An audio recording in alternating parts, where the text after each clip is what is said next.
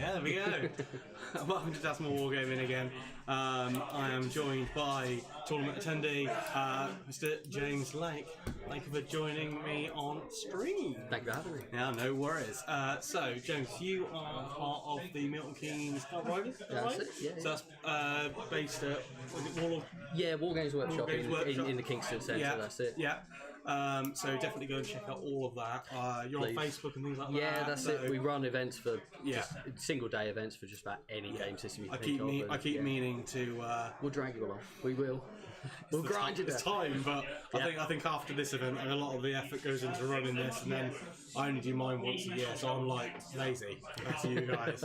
But first off, how are you finding this event so far? Loving it. The venue's great. Yeah, everyone's great. The atmosphere's brilliant. So yeah, love it. Oh, glad. I say we've changed our rules slightly thanks to insight. I stand by it. There's always some smart ass, isn't there? No, it's fine. It's absolutely fine.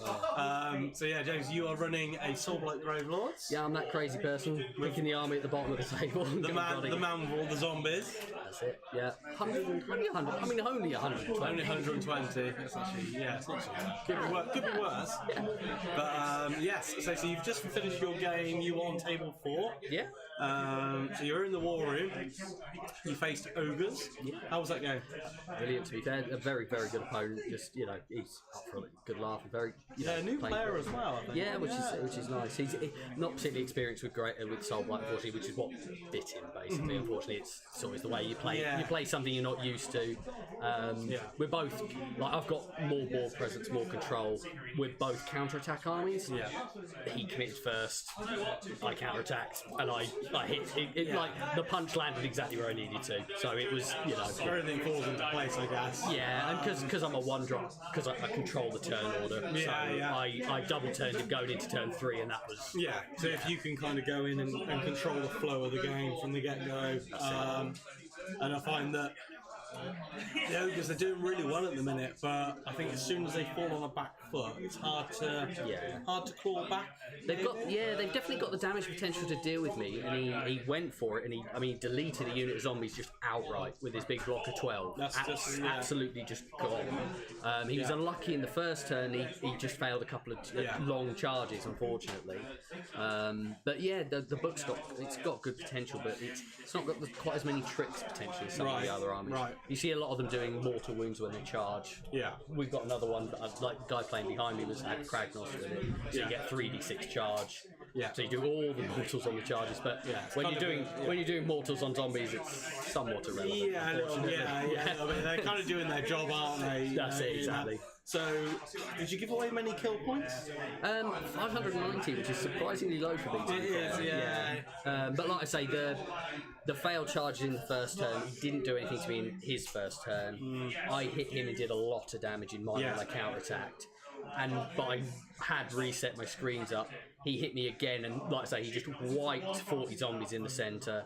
He did some damage at one end to another unit of zombies. He probably did 90 wounds to me that turn across. Yeah. But because he's just hitting zombies, I'm not bothered, unfortunately. That's what they're there for. Exactly. If they catch an ogre, I'm quite happy. I mean, it's considering there are 120 of them. It's always surprising that he's a third of my army. Yeah. It's 720 points. I've still got the dragon. I've still got Radakar. I've still got the Graveguard.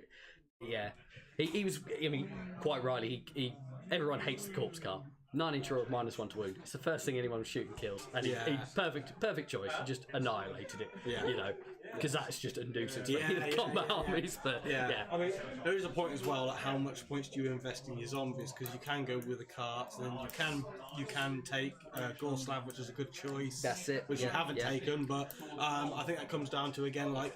How many points do you invest in your zombies? Yeah. It's all invested then. You're in, and it's like... I'm a big fan of skeletons because of the survivability, and I used to run just a big block of 30 of them because they come back in the combat phase and the hero phase, and then you finally kill them, and then a unit of 15 comes back. They're just a nuisance. But I found the game, things are getting more and more killy, and so they just don't survive. If they don't, it's one of those things where if they don't survive the initial hit, that's it. Their survivability is 0. Whereas 120 wounds worth of zombies is just a nuisance for most armies. Yeah, so as we saw from our spreadsheet, obviously you're top of the list of most models. I mean, Just 120 zombies, I don't know if I'm trying to find. I think it was Chaos Warriors I mean, is up there, but that's over across like 3 people, which is So what I can do is So yeah, we got here. Zombies, 120 of. Over 3 units, and you got 96 squid herd. Which some of those are handlers. That's your partner in crime, is it not? Not all of them, because those 3 units are over 2 people. Because Simon's got 2 big units, I know, because he loves them. Which is Chaos Warriors, 7 units. Yeah, that's 80. Solid. Not much of a surprise there. Yeah. A little bit surprised that. I mean, I always go Mark and Nurgle and everything. Yeah, it's pretty strong in this this current. I like taking. Strangely, I always like mixing the marks because, like, having a unit of like knights or chosen with a +1 attack. Yeah. I mean, definitely, like you say, just an anvil arm unit with the -1 to wound. No surprise that across 4 representations of Slaves to Darkness, each of them have got 10 chosen. I think. Yeah, I think that's right. Yeah, 40 over 4. 10 in each, so every single Slaves to Darkness army has 10 anything chosen. with that much damage output that can fight twice is absolutely bang them in there, amazing. done. I think it's quite interesting. Ogre Gluttons 5 units, 36 Ogre Gluttons. Which over 2 players, that's a lot. It's quite for what they are. I mean, other than that, you've got a scattering of things really. First time I'm proper deep diving into it. Just seeing Lucas's enormous amount of giant rats. I know, it's great, isn't it? It's not If you mention it, I love every time we stream, it's like, he's got this, he's got this, he's got this. So yeah, I mean, the other thing that's interesting is for the Galatian Champions. So we've got 6 Great British Shamans. No surprise there, they are amazing choice. 2 Beast of Chaos players. Yeah. There's a lot there, you expect it. All those new heroic actions are just so good. There's an exalted hero of chaos pretty much in every list. There's one crazy person with 4 savage big bosses in one army. Oh man, and the Tyrant is very popular. Yeah, I think one of the Ogre players is playing 2. Is that the one you played against? No, he only had the 1 Tyrant. So one player has got 2. I think he has the 2 butchers. The guy I played. Right, okay, got you. Yeah. So sorry, we're going off your list and going on to the stats here, but I think you play enough games. You know, you're around it a lot. You run your own events. That's it. We try and go to a sort of 2-day or every sort of month or so. It makes sense to talk to you about this sort of stuff because it makes sense to you. Like what? There's a lot of single things, obviously. People running. Fungoid chains, cave shaming. There you go. I mean, that is what it is. And then our factions. So really, there's a number of sub-factions on each. Slaves to Darkness are extremely popular. Again, it's such a nice all book, hosted the Ever Chosen, all 4 of them. Or all clans, you've got 4 representations. But you've got 2 which are Big War, a Cruel Boys and a Bone Splitters to split quite nicely. Then you've got 3 Ogre players, you've got 1 that's a Bowlerhead and 2 that are Meat Fist. All Head are both the Beast. Jaws and Walk are both the Gloom Spike. The Squigs are Blessed Sons, both for the Maggotkin. Hammers of Sigmar, both for the Stormcast. Doors of Cain split a little bit, but then I believe the Hagnar one is Johnny, which is the one that's slightly more unusual, not taking Marathi. Yes, definitely a more unusual one. And this one, the Zenith Kai one, is the one with the Marathi, the Bow Snakes, the typical tournament, what you would find. And then the army list that usually demolishes me in about half a second. I'll tell you now what we've been speaking about. I mean, you can always weigh in as well. So we have, if I go on to our Nosteka, This is everybody. We've sort of had, I'm not saying that person's going to win. We've sort of either said that person's going to do really well, place really well, or aim to get the Slayer. With just getting them as cool. Have you got any takes from certain armies that you've noticed at the event? I know that Simon's army is extremely strong. That army is. I mean, he got. He's on table 2 now. He got a 5-0 at Warhammer World about 3 weeks ago with it, and it is a very, very powerful list. It is very, very strong. Yeah. I mean, you've got some nice armies in there. The Daughters of Cain always perform well. They may struggle against Squigs, though. That's the thing, it's a nice thing because we've got. Is it 30 or 32 people? We've got 30. And it's quite a nice round number because obviously it means in the final round it's literally 2 people on 5 wins or 4 wins playing each other for the title, which is great. So the hope as well is kind of that everybody at least gets 1 win. Is the hope, and it's kind of like I feel like it's a win for. It's a nice number because sometimes it's weird when you go up to very high number events because there is no clearly defined winner.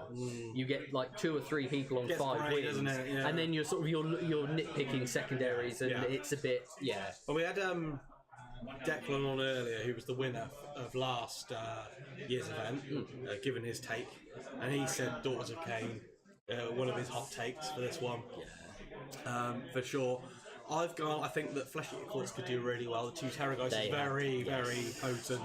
The Fight Twice is brilliant, bringing models back. The new Courtier abilities and everything are fantastic. That one's I've picked out your man here as being one. It's definitely a great list. The Squigs are slightly overtuned at the moment. There are definite weaknesses to the army. Their bravery characteristic and the lack of command abilities. That if you can, you almost want it's a hard thing to learn, but it's throwing units into them to spread the damage out and just force bravery everywhere, and you kill them that way. But it's chess at that point. You're sacrificing units, you're sacrificing pawns just to spread the damage around, which. And obviously, I mean, with the speed of him, that's assuming you get the choice. If he hits you, he can do some incredible damage, and you can tweak the buffs to what's the word? You can sort of pick the right buff for the right situation, basically. So you can, and because you've got the choice of +1 attack or additional +1 attack, minus an additional -1 rend or mortals, I believe it is. So really great because you can, if you're fighting against say Iron Jaws, extra attacks, fighting against Chaos, mortal wounds, fighting against me, just anything. Let's be honest, they just blend. I think our man Ash, he's citing Slaves starting to do well. I think Rob will do well in the overall event. I think he will place okay on a score, but his army is just so beautiful. I'm sorry, but it's the hobby that always lets me down. In fairness, because everybody's army, honestly, it looked amazing today. But straight away, Rob's is just something else makes me want to snap my paintbrush and never touch it again. That sort of thing. For the Slayer award, kill points, I'm citing maybe Poor Heath with his Ogre's Kragnos. Potentially, It's punchy. I think there's a lot of units being deleted. I mean, again, the Gits are an exceptionally killy army. I mean, I definitely wouldn't put it to anyone, any of the maybe Flesh Eaters. You're looking for the armies with a very high damage output, aren't you? I'm not going for any death, necessarily, especially like yourself. Just because, my initial, obviously I've made these predictions before the event, I can't change it now, but my initial thing was, potentially there's too much recycling, so you could potentially be giving away a lot of kill points. Also, because I'm, especially Soul, you tend to be a control army, you don't, the last game, actually killing the whole opponent's army is a rarity. That's 1 in 30 games. It's only that reason why I didn't pick any of the Gits. So I thought the recycling. Potentially you're giving them away. The Moon Shrine, you could be giving, especially things like the 2 units of shooters. Shut them back out, you could smash them again. Depending on the matchup, I think they'll do well just because their damage output is that. This is before I knew any matchups and things. This is before the tournament kicked off. I made those predictions. I could be wrong, but other than that, I mean, Sons of Behemoth are always going to struggle. I think they're not built for tournament play. I think that they're a weird one. They do quite well, but they're the Storm Patrol's one that I don't normally see either. Yes, it's there usually is a that, breaker yeah. or a I can't remember. But anyway, and I say the Beast Smasher might as well not even bother because that's a season too late. Yeah. But we needed that last season. Yeah. When we were actually fighting over monsters and stuff like that. Pierce of Chaos is nice. Like you say, Slaves to Darkness is a good contender for it. Just their damage output, especially if they've all got chosen, is always Bone great. Splitters are pretty good. Yeah, They're pretty good. yeah. It's not the list I'm used to fighting. I'm used to fighting just a wave of pigs, just maniacs on pigs, ball boys, just galore. But, yeah. But yeah, I mean, overall, See, you're going with your I'm going to go with the Squigs. Unfortunately, yeah. I think they are a Feels a bit of a cop out, but okay. No, I think it's anybody's.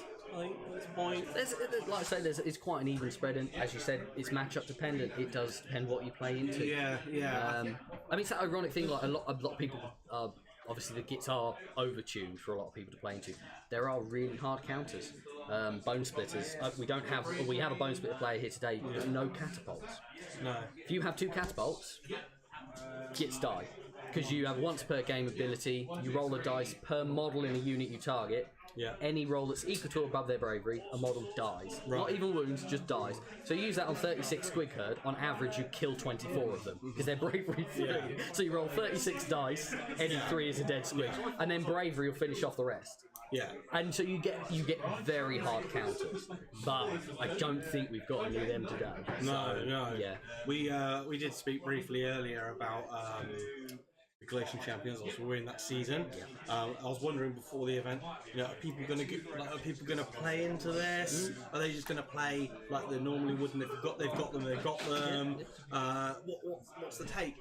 I think some people may have played a little bit into it, but there's no one massively. I mean, you've got like probably the Bone Splitters army looks like the most because he's got 4 Savage Ball Boys, the Wargog, and but then you are limited but on choice in a way. You kind of take the Galatian veterans as a default. I think he's taken more because they're not survivable and they're cheap, so he's almost got to. Yeah. It kind of shocks me that we've only got one on. I think it's only one on foot Mega Boss.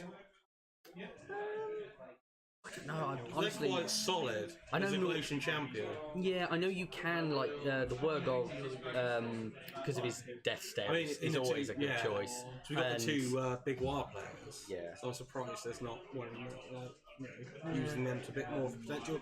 But I think the Galatian champion thing, I might be wrong, but I think it depends on your book.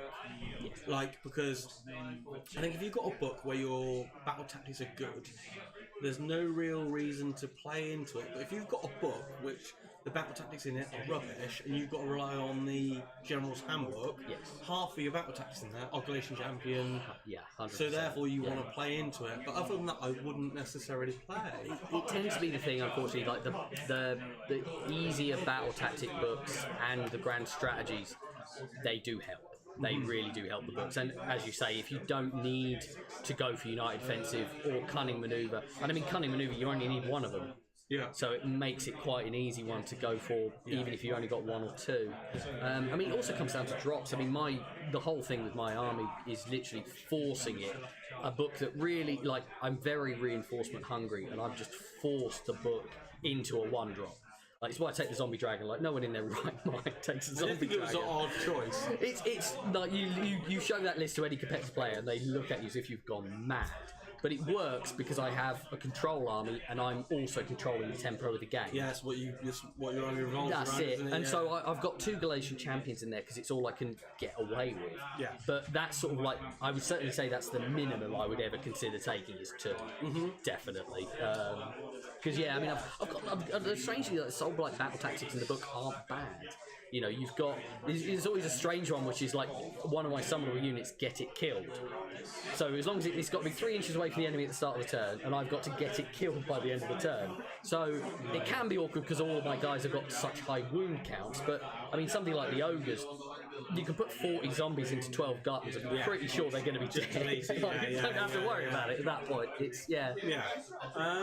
So, but certainly, yeah, like you say, it is very book dependent as to whether you need it or not. I mean, obviously, again, Sons of Behemoth, prime example, they don't have any duration champions.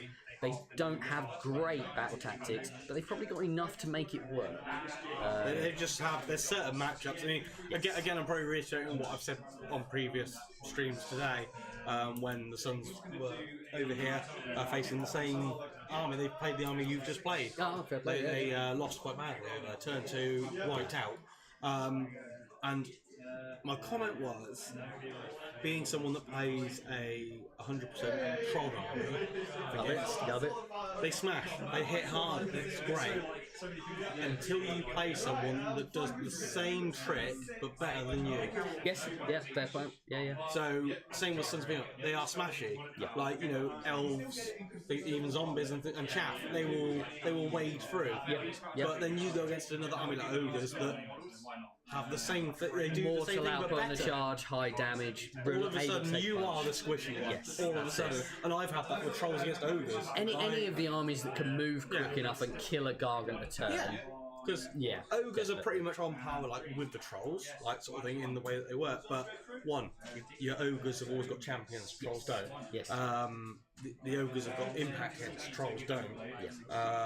It's just there's just a lot in it, and that kills you. Like the mortal wounds on charge impacts on trolls. It's just and they're not being able to, like, 'cause generally you're only running like a hero really, like a troll boss.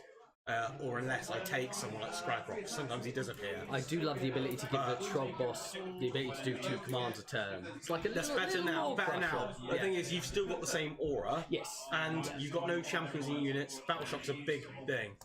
I mean, like, the Hag is still a thing, but it's a shame they haven't updated the Monstrous not Compendium. worth it. The Monstrous Compendium unit's not getting an update. She is not worth as I have much tried as it. it used to. I've tried it out Yeah. a few times, and She's not as good as anything you've got in the book, is the problem. I So, literally replaced it with a lot of rock guts, more rock guts. I just spam those really. Yeah. You can't go wrong with rock guts, can you? Just more rock guts. It does alright. I've played I Marvel. mean, God knows I can't say anything 100 trace zombies. It's like spam. We love spam. I don't like painting it. Oh no, God, true. Yeah, I'm definitely agree with you there. So yeah, I mean, so you've just won, and you're on table 4. So technically, it's only up from there. Yeah, well, Technically, straight. we're on to margins now. I very much do this well based on experience. I'll put that out there. Like I've gone to a lot of tournaments the last few years. I should not be doing as well with this army as I am. Yeah. It's just because I know I've been playing this army solid for about 3 or 4 years. Since the new book came out, this is the only army I've played. Yeah. I started with Nighthaunt in 2nd edition, and I picked up the new book. I just didn't like it. Didn't click, didn't quite work with it, so I just put them back down again and straight back to 100 on zombies like an idiot. Yeah. But yeah, we'll see where you will follow your progress. There's definitely some nasty matchups looking forward to me, so we'll see what I've ended up. Oh, I love. To be fair, there's never a bad day when you're playing Lucas. Never a bad day. It's just But yes. So where can people find your? Is it Facebook primarily? Yeah, there's the Outriders Facebook group is easy to find at Outriders MK. And yeah, So if you're local or anything, then obviously you primarily 1-day events. I think eventually we'd like to branch out into 2 days, but for now it's just 1 day. So I hope to attend now after this is all out of the way. We'll drag you down. So or Mark will. Yeah, I'll go for Mark. Yeah. Lift share and all that, save the environment. Someone's got to. Exactly. So if I remember after the event, I won't do it now, but I'll try and go back through these videos and do thumbnails and stuff like that, make them a bit more tidy, and I'll sneak in the stuff in the description, links to all the pages and stuff like that. We've got the best logo after all. There we go. Stop covering my logo. Yeah, just casually. My old logo, so it doesn't matter. No, so thank you very much for taking the time to join us on here and give us all the insight. And yeah, like I said before, guys, if you're watching this back and you want to follow along over this weekend, make sure you're subscribed on YouTube or follow on Twitch. Smash that notification button to be informed when we do go live, because we'll be on and off over the weekend. so you don't want to miss it. So until next time, everyone, happy hobby. Bye bye.